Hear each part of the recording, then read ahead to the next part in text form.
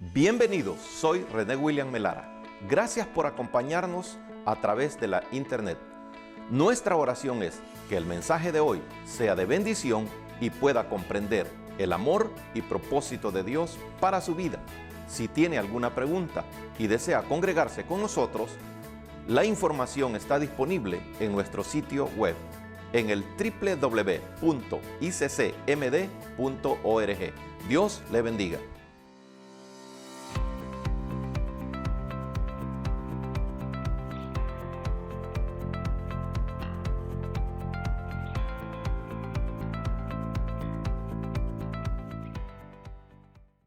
Se han predicado 4 temas de lo visto y lo invisible, los hechos visibles y los no visibles, y que en esta oportunidad le hemos titulado Lo que hay que entender. Porque a veces podemos pasar meses, años en una congregación sin entender, pero eso no nos puede pasar o nos está pasando a muchos de nosotros, sino que había un hombre piadoso, y ahí está la historia en el libro de los Hechos. Dice que había ido a Jerusalén a adorar. Hermanos, ¿cuánta gente va a Jerusalén hasta el día de hoy? Incluso hay creyentes evangélicos que porque van a Jerusalén se vuelven a bautizar en el río Jordán. Son religiosos sin fundamento. Una fe, un bautismo, un Señor, dice la Biblia. Entonces, aquel hombre que se manifestó la misericordia de Dios sobre él, recibió una pregunta maravillosa que nos la deberíamos de hacer nosotros todos los días de nuestra vida. ¿Entiendes lo que lees? Y el funcionario respondió: ¿cómo voy a entender si no hay nadie que me lo explique? Y se sentó con él y le dio una cátedra de todo lo que se decía del Mesías desde el Antiguo Testamento y todo lo que acababa de pasar. Y aquel hombre creyó y dijo: ¿qué impide que yo sea bautizado? Vamos a la lectura de la palabra. Lo que hay que entender. San Lucas 23. San Lucas 23, versículos 46 al 49. 4 maravillosos versículos para la predicación de esta mañana. San Lucas 23, versículo 46 al 49. Agradecemos a todos los que estén en Canaán Radio y en TV Canaán, a donde quiera que estén. Gracias por estar en sintonía de esta predicación.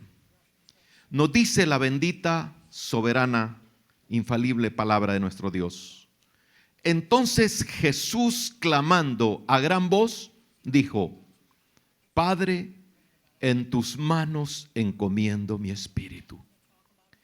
Y habiendo dicho esto, expiró, murió.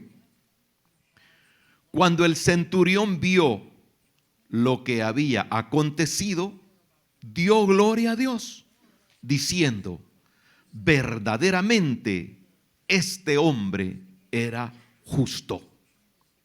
Y toda la multitud de los que estaban presentes en este espectáculo, viendo lo que había acontecido, se volvían golpeándose el pecho.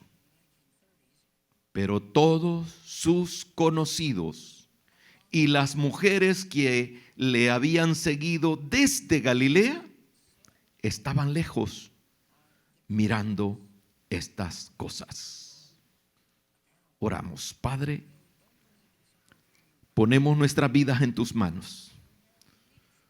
Todo lo que soy, Señor, lo pongo en tus manos, y cada corazón presente y oyente, vidente, Señor, lo ponemos en tus manos para que hagas tú, Señor, lo que sea tu soberana voluntad con el poder y el impacto de tu santa y bendita palabra, en el nombre santo de Cristo Jesús, Señor nuestro.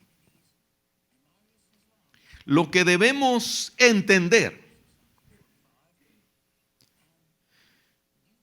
es una necesidad, porque a través de la historia, ¿cuántos años han pasado y cuánta gente vive divagando de un lugar a otro, llamados evangélicos o cristianos? Y por eso es una necesidad de que realmente entendamos qué fue aquello de lo que habló el profeta Isaías en el capítulo 53. 12 versículos que hablan del sufrimiento, de la agonía, de la tristeza, del dolor, y termina el versículo 12 donde se cierra el capítulo: por tanto yo le daré parte con los grandes y con los fuertes, repartirá despojos por cuanto derramó su vida hasta la muerte y fue contado con los pecadores, habiendo él llevado el pecado de muchos y orado por los transgresores. Para que él diera esta medida, él sabía por qué había sido enviado, a qué había sido enviado y todo lo que tenía que padecer. Por eso es importante. No basta conocer la historia. ¿Cuántas personas han leído la Biblia y han terminado confundidos, con herejías, con blasfemia?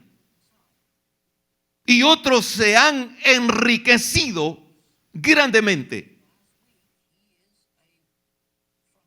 ¿Cuál será el problema? Cayeron en la vanidad y en todo lo que no tenían que caer. El Señor Jesucristo, cuando se mostró a los suyos, le dijo a uno de ellos en el capítulo 1, versículo 40 y 42 del Evangelio según San Juan. Dice la palabra que este halló primero a su hermano Simón y le dijo: hemos hallado al Mesías, que traducido es el Cristo. Y le trajo a Jesús, y mirándole, Jesús le dijo: tú eres Simón, hijo de Jonás, tú serás llamado Cefas, que traducido es Pedro. Hemos oído, hemos visto y lo hemos encontrado, le dijo Simón Pedro a su hermano. Y de ahí comienza cómo Dios iba operando en la vida de Pedro. Y por eso, hermanos, hay que entender estas cosas. Es una necesidad. Porque al ir a los escritos de cómo vino el Mesías, cómo se fueron dando los acontecimientos, aparece en el capítulo 2, versículo 3 de Mateo en adelante. Dice que los astrólogos que fueron hacia el lugar donde iba a nacer el Mesías, Herodes, dice que se inquietó. Cuando el Señor iba a nacer, dice que se turbó Herodes y toda Jerusalén con él. Estaba en juego ahí muchas cosas: políticas, sociales, culturales. Pero quien estaba detrás de todo eso era el imperio del maligno. A la verdad, cuando Dios creó al hombre, lo instaló en el huerto del Edén con todo completo. Y el diablo se presenta ante el Señor y le dice: porque a mí se me ha sido entregado los reinos de esta tierra. Dicen los que saben de escatología, de teología, que Dios nunca le entregó nada al diablo. Fue el hombre quien se lo puso en bandeja de plata. Y ese error como le dijera, se está cometiendo hasta el día de hoy. No entendemos cómo nos ha coronado el Señor de favores y de misericordias. Las promesas de Él son: yo te guardaré, no te dejaré, no te desampararé. Estaré contigo todos los días hasta el fin del mundo. Pero cuánta gente, cuando no nos damos para entender estas cosas, somos presa fácil. Acusamos al diablo de todo y nos pasamos llevando a la suegra, al cuñado, a la nuera, al pastor y a todo el mundo. Incluso Adán dijo: la mujer que me diste. Si usted va a la palabra, Dios nunca se la impuso, Dios se la presentó. Así como cualquiera: mire, esta hermana está soltera. Yo aquí hay varias hermanas que no tienen marido, le digo yo, las solteronas más codiciadas de Canaán, les digo yo. Entonces ellas se alegran, ¿verdad? Y yo le digo: abran los ojos, aquí vienen pícaros y pícaras de toda clase. Ayer les dije en una boda de que no queremos jactarnos de que Canaán, aquí, no. Hay gente buenísima, gente muy gentil, gente muy dada al amor, cariñoso. Pero hay un montón de pícaros y pícaras que desde lejos se le mira a la chabacanada.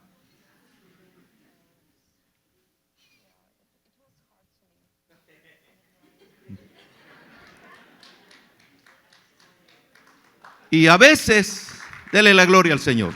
Diga: es verdad, Señor. Es verdad. Y a veces, hermano, quizás el mensaje que necesitan dos o tres sea de consuelo, sea de fortaleza, pero hay que decir lo que dice la palabra por aquel que lo necesita otra cosa. Y qué fácil es comprometerse, hermano, cuando uno espera de las personas. Por eso, cuando vemos en la palabra el cinismo religioso, político, la mentira, la fantasía de este Herodes que les dice: vayan a donde habrá de nacer el niño, díganmelo para que yo vaya y le adore. ¿Sabe usted cuánta gente anda de congregación en congregación diciendo que quiere adorar a Dios y anda buscando siempre lo que él quiere? Siempre lo que él quiere, sin entender y sin saber, en la ignorancia bíblica, andamos el traje de Herodes, los zapatos de Herodes y el corazón de Herodes. Así andamos. Hermanos, debemos de entender, porque es una necesidad, prestar atención a lo que la Biblia nos dice, la manera en que debemos de entender el alto precio que pagó nuestro Señor Jesucristo por cada uno de nosotros. La porción que leímos dice que clamando a gran voz dijo: Padre, en tus manos encomiendo mi espíritu. Porque antes había clamado: ¿por qué me has abandonado? Porque el padre cayó. El padre veía al siervo sufriente, el cuerpo lacerado, heridas abiertas. Dice un grupo de médicos que han pasado analizando todo lo que sufrió. Dice que ningún hombre pudo haber soportado tanto si el Señor no hubiera tenido una constitución física fuerte. Dice que las heridas en la continuidad de la sangre que vertía se hacían como coágulos de gelatina. Había sido trasnochado. Y un gobernante se lo pasaba a otro, incluido estaban ahí los líderes religiosos. Por eso en el capítulo 53 le decía, Isaías describe: despreciado y desechado entre los hombres, varón de dolores, experimentado en quebrantos. Y como que escondimos de él el rostro, fue menospreciado y no le estimamos. Y todo era para que él llevase nuestras enfermedades y nuestros dolores. Cada uno de nosotros debe de entender el sacrificio del siervo sufriente. Porque si no lo entendemos hoy y no tememos como debemos de temer, preste atención a esto, por favor. ¿Cuánta gente burladora sin entender que es un burlador? Lee la Biblia cuando quiere, viene a la iglesia cuando quiere y busca a Dios por lo que necesita. Al tener la respuesta, no hay más. Hasta ahí. Qué triste. Pero también, como Isaías describe al siervo sufriente, también describe a un Dios de juicio. Y a eso hay que temer. A eso hay que temer. Y yo no quiero ser una persona como obrero de esta congregación, que haya como un marcador para que usted sea beato de esta congregación. No. Pero que todos seamos responsables y que seamos conscientes de tener un corazón agradecido por ese sacrificio vivo y santo que el Cordero de Dios vino a hacer a la cruz del Calvario. Dice, dejó escrito en predicaciones y en libros el teólogo Francisco de la Cueva. Ejerció su ministerio católico por 43 años. Y siempre se estaba preguntando acerca de lo que decían los evangelios y por qué no se predicaba lo que decían los evangelios. En busca de su necesidad. Dice que siempre que ejercía su misa, había un cuadro en el fondo de la iglesia. Y ahí está, en ese cuadro estaba cuando Cristo viene por su iglesia y toda la multitud va hacia arriba y él está como en una nube esperándolo con los brazos abiertos. Siempre le trajo muchas preguntas eso. Hasta que un día, buscando en su necesidad, envió una carta a un pastor llamado Samuel Vila. Ya murió también y él fue el fundador de la editorial CLIE. Y ahí se dio cómo pudo entender. Pero él descubrió que en el año 1100, en el siglo XI, por 2 rabinos, se prohibió la lectura del capítulo 53 del libro de Isaías en todas las sinagogas del mundo. Porque muchos judíos a través de ese capítulo estaban encontrando la salvación y estaban viniendo a Cristo.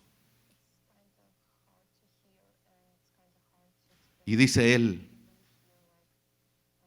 no debió ser así.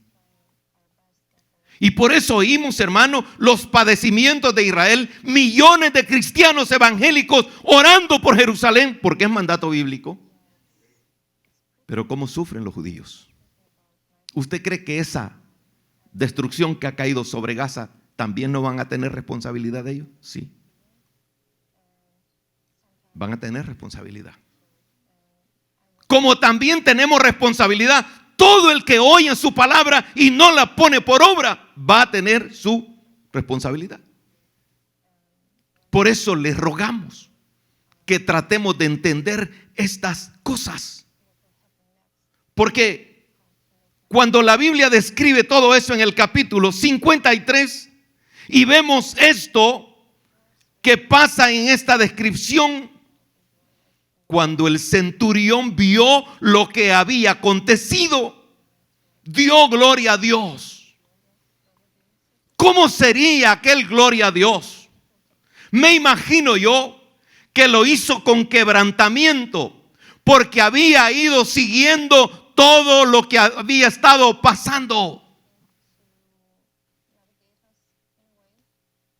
Y habiendo dado gloria a Dios, exclama diciendo: verdaderamente este hombre era justo. Dice Francisco de la Cueva que en el hebreo arcaico esta expresión se queda corta, porque era más que justo. El Todopoderoso, el que había soportado las burlas, la hipocresía, el cinismo de todos aquellos en aquel tiempo. Pero dice él, deberíamos de preguntarnos cuántos de nosotros también somos cínicos, hipócritas. Y yo les decía a los del distrito 1, qué bueno es que a Pedro le cantó solamente un gallo. Y yo le dije, a mí me cantó todo el gallinero. Y gracias a Dios que ahí voy tratando de entender, tratando de obedecer. Porque a veces, hermano, para servir al Señor uno quiere la alfombra roja.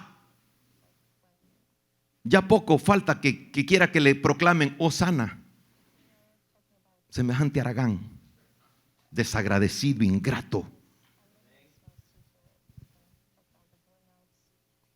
Así quiere uno.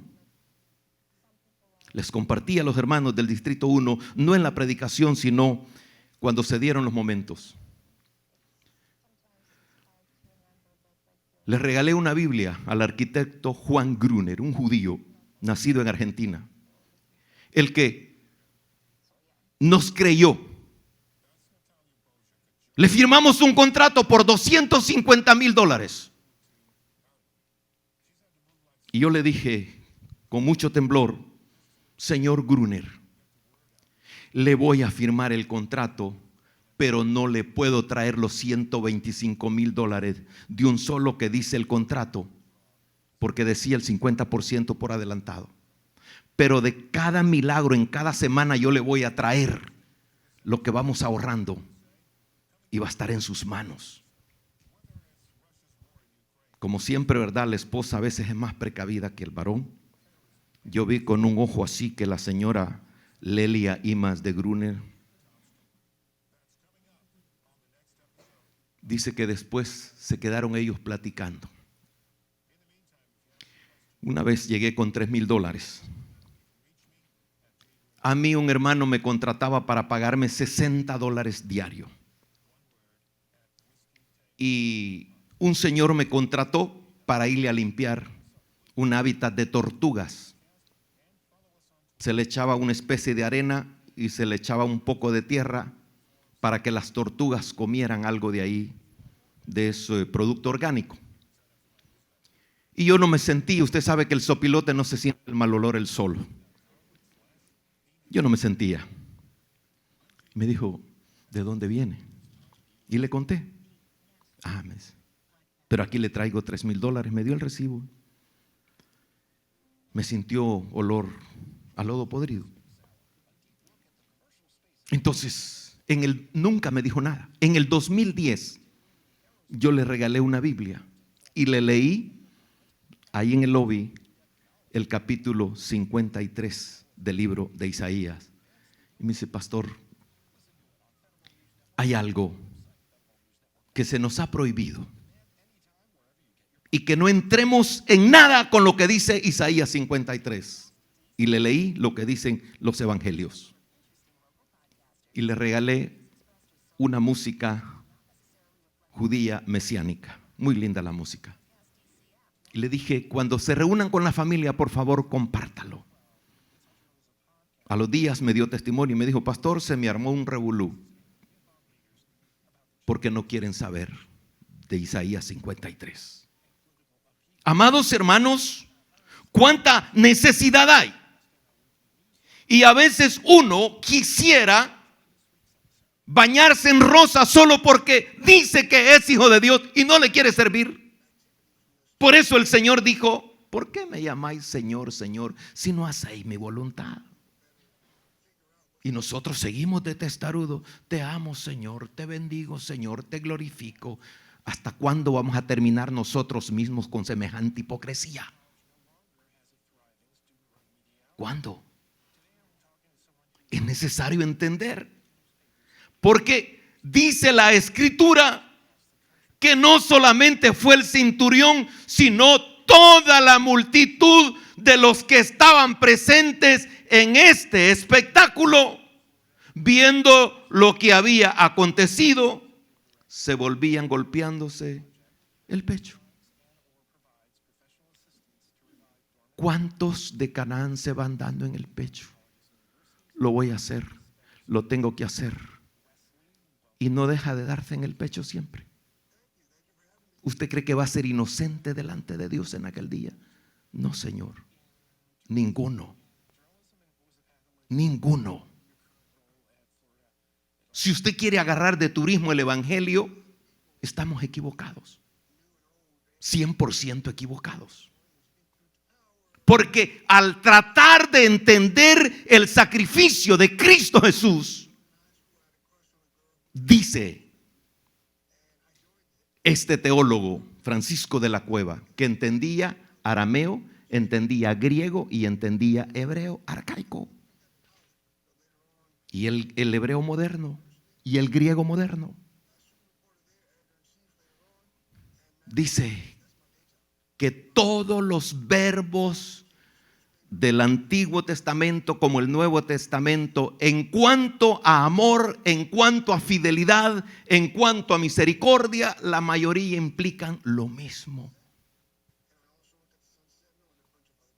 Y dice él, este siervo sufriente, cuando dice David en el Salmo 68, el celo de tu casa me consume, no es que yo voy a agarrar a patadas y a golpe a alguien que quiera hacer cosas desordenadas. Eso va más allá de eso, dice él.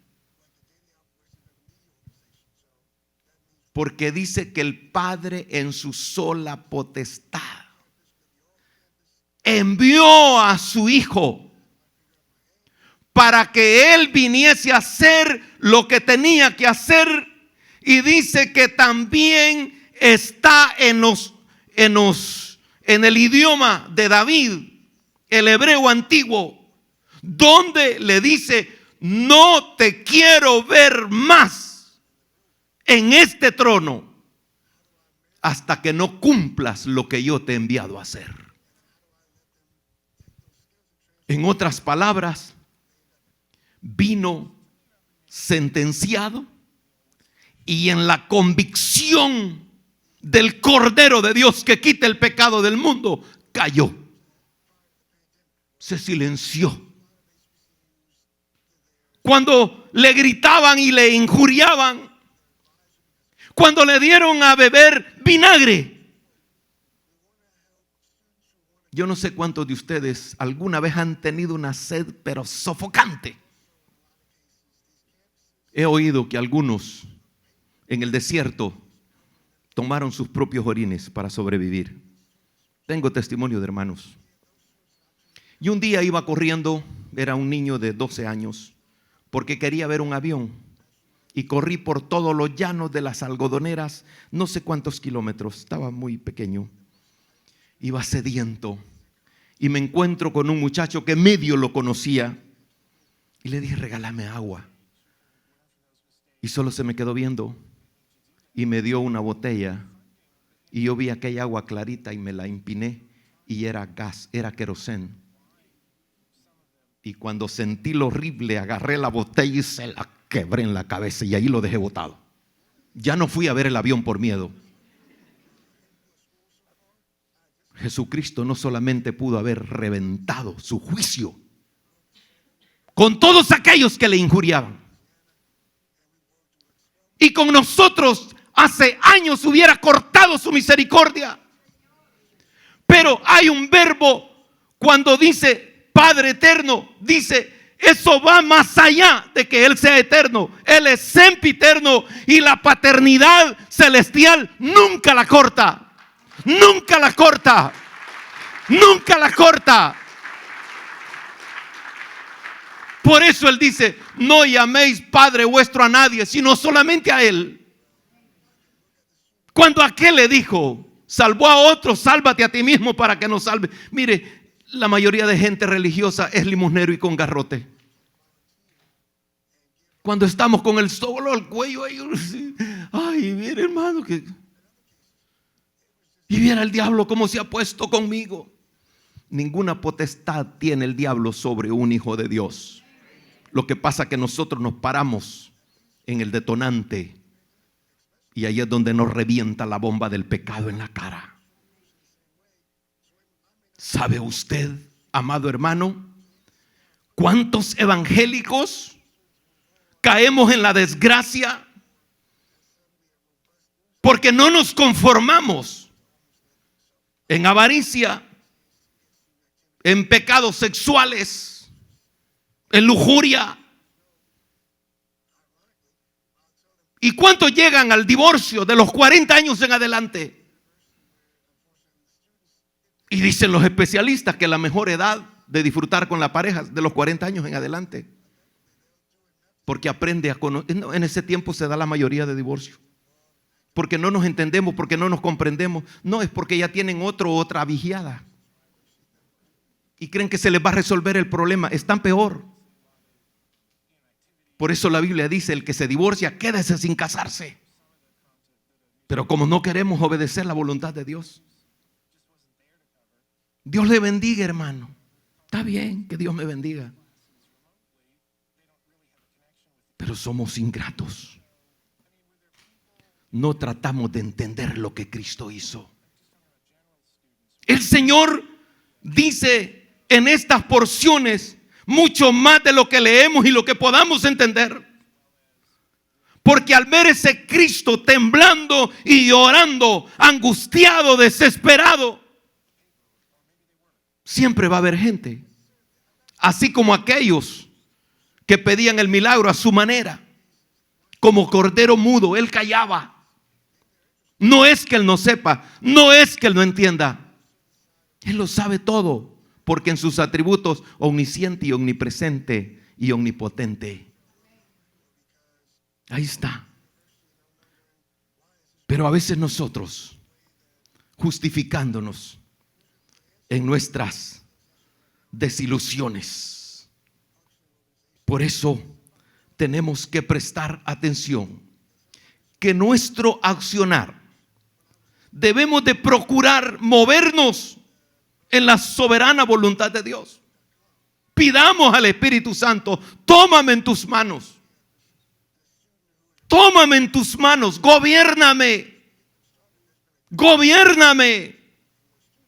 Que mi boca no hable sandeces.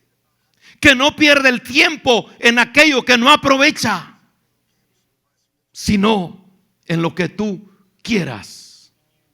Tenemos, iglesia del Señor, que entender que el mensaje del evangelio sin el sacrificio de la cruz no es un mensaje completo.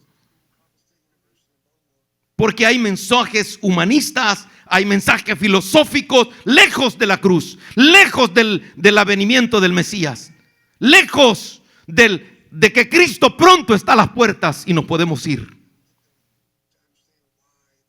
Tenemos que estar siempre con un corazón dispuesto, ataviado conforme la gracia del Señor. Cuesta mucho. No es fácil. Escrito está, la carne es débil y para nada aprovecha. Por eso, hermanos, vemos el Cordero de Dios, el siervo sufriente,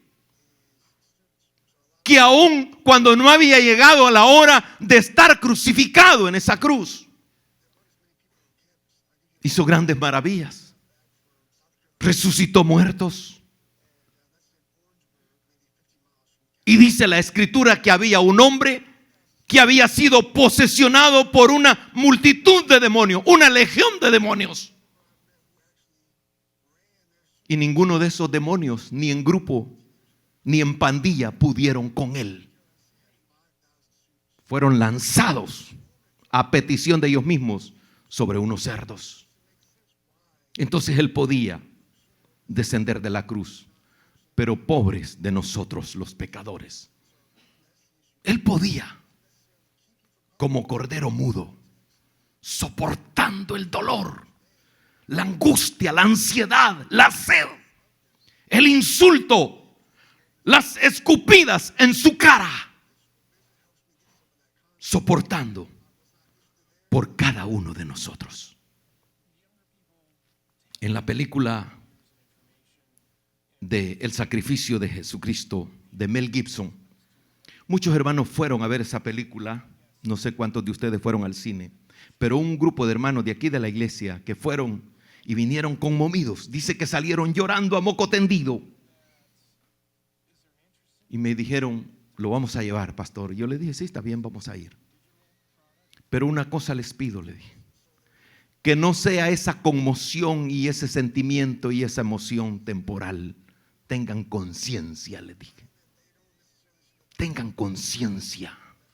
Yo después vi la película y uno de los pedacitos que me impactan es cuando él está haciendo, cuando la cruz está acostada y él lo acuestan ahí, con toda su piel de espalda despedazada. Los azotes dice que golpeaban y le atraían pedazos de su propia carne, arrancados. Y me gusta ver ese cuadro. Pero lo que me impacta es cuando están parando la cruz y la están alando con unas sogas y abajo de los pies, cuando la cruz llega al filo del agujero donde va a entrar y se va con golpe y aquel cuerpo se sacude. El productor le puso un gemido, pero yo considero que eso no fue nada con aquel gemido compulsivo que sintió él, porque solo dependía de unos clavos en sus manos. Solo de ahí dependía. ¿Por qué no pensamos y tratemos de entender lo que él hizo en la cruz? Para que no vivamos como sonámbulos religiosos. Para que no vivamos ignorando.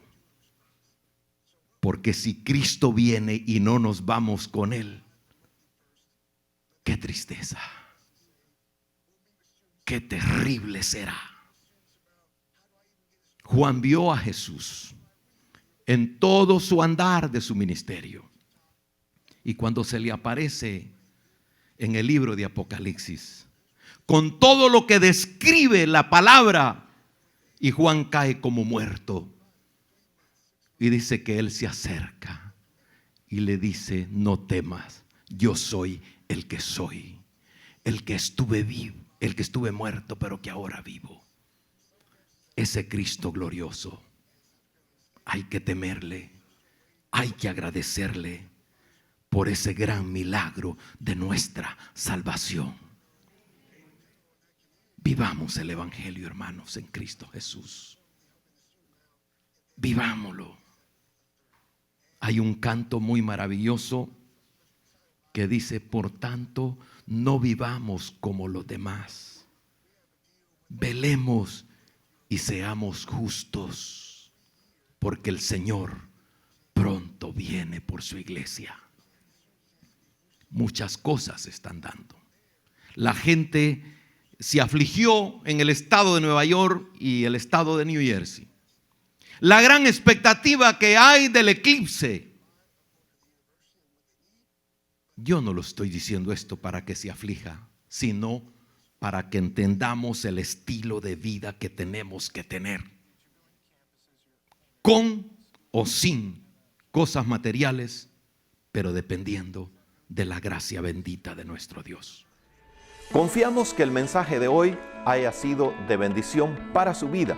Si tiene alguna pregunta o desea información de nuestras actividades y cultos, visite nuestro sitio web en el www.iccmd.org. Muchas bendiciones.